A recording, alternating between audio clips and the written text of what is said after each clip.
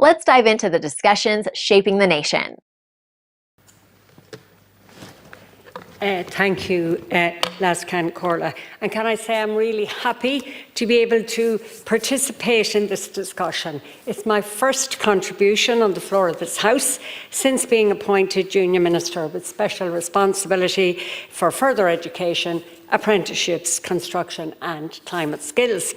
Now, in opening the debate, Minister Lawless spoke of the importance not just of the higher education system, but also of the further education and training system in helping to secure the economic, social and cultural development of our country. But just for this evening, we are specifically concentrating on the economic aspect. And I heard what a number of my colleagues spoke about, Deputy Cummins, Deputy Connolly and others, but it's worth saying that Minister Lawler and myself fully appreciate the much broader scope of higher and further education.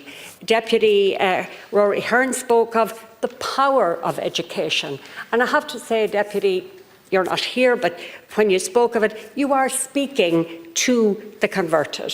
He mentioned Ballymun, and I have to say that I was privileged earlier in my career to teach in Ballymun, and through my experience there and my experience in Mercy College Sligo, I fully appreciate the power of education across so many different spheres.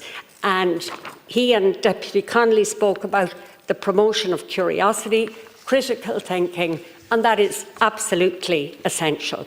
But as I said, today we're concentrating on the facilitation of the development of skills and knowledge through a lifelong learning journey, both as a pathway into employment and also throughout one's career. We in this government aim to ensure that individuals can learn at varying skills levels at different times, at a pace that is suited to their needs. And in that context, we are making real efforts to ensure lifelong learning is accessible to all.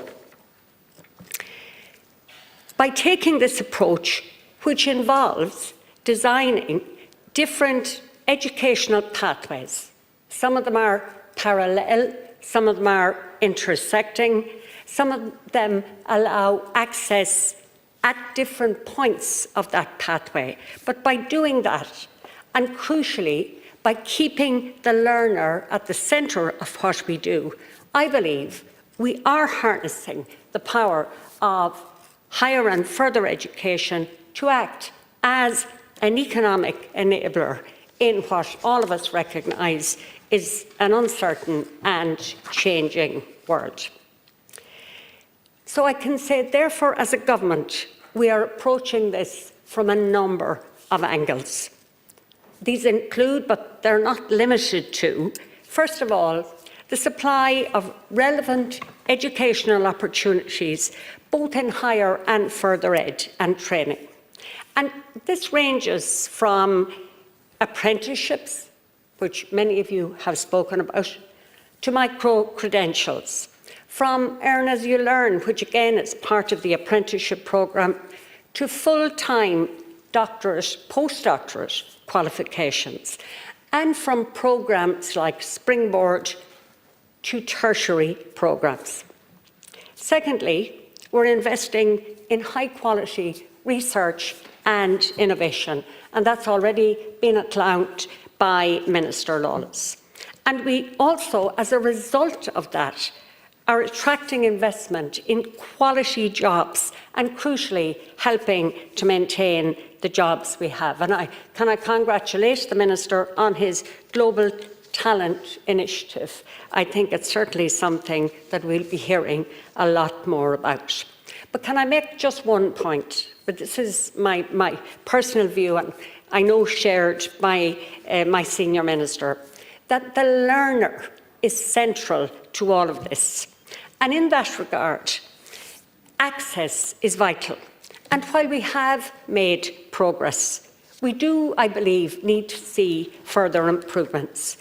We have introduced flexibility in the structure of certain courses and cost reduction in some cases, as well as making available a variety of courses in regional locations, something that I have to say is very important to me. And in this context, I agree with Minister Lawler that the provision of student accommodation around the country and the development of the capabilities of the TU sector in providing accommodation, and my colleague Deputy Kenny spoke about it earlier, can help drive balanced regional development. Now, I know myself, this is not a simple ask, and it will require a lot of work and planning, but the need is immediate. I look at ATU in Sligo in my own area, and that's a case in point. And there is a real need for this and other colleges to be able to either provide accommodation or facilitate the provision of student accommodation. Now, at this point, which is sort of halfway through, but I don't want to forget to thank all my colleagues for their contributions.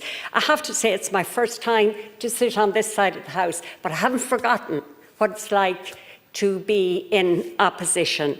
And I know that there are so many genuine good ideas and really important points to be made from all of you. So I have listened carefully, and some of the issues you raised are at a local level, some at a national perspective, but as I said, I've listened, I've taken notes, and I am always available to work with you. Now, as a former secondary teacher, I would just like to mention one point about the operation of the CAO. The Programme for Government has committed to CAO reform. We know that the lead up to the Leaving Cert is hugely stressful for students, for parents, for school communities. And just again at a personal level, I want to say that the outcome of the Leaving Cert, although hugely important, is just another step in a lifelong process. Nonetheless, some reform is really important, and some has begun with information on further education and training and apprenticeships now available on the CAO website. Added to that, I want to say that our objective is to reduce the pressure on students and increase the pathways to access further and higher ed. We are working to ensure that we maintain a plurality of pathways for learners so that ideally they have more than one way of getting to their preferred course.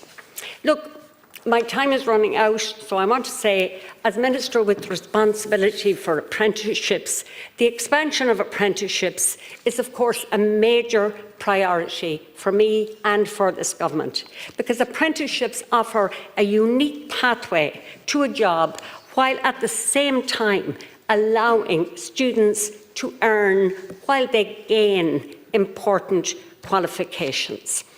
These kind of options, which allow people to earn a living while they're studying and acquiring skills, can have a transformative effect on affordability and accessibility for the many people who wish to pursue this particular journey.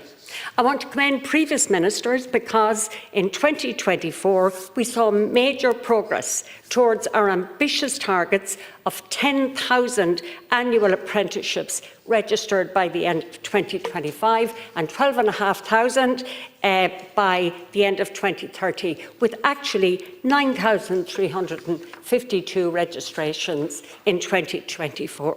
So that's real progress. We still have a lot of work to do, but those who have gone before us have done good work. My department will now be developing the strategy for apprenticeships over the next 5 years, and in the action plan we will continue to improve the effectiveness of apprenticeships to employers and learners and safeguard the ability of the apprenticeship training programme to respond to global shocks like demographic change, climate change, digitalisation, and crucially, to respond to national needs, just as promoting modern methods of construction and retrofitting skills, etc. Apologies, Can Corla, I have a lot more. I did listen, I will respond to you, but I want to thank all of you for your contributions today. It has been very useful, very informative, and in truth, and I say this genuinely, I look forward to working with all of you. Thank you. Like, share, and subscribe, and let us know your thoughts in the comments. We'd love to hear from you.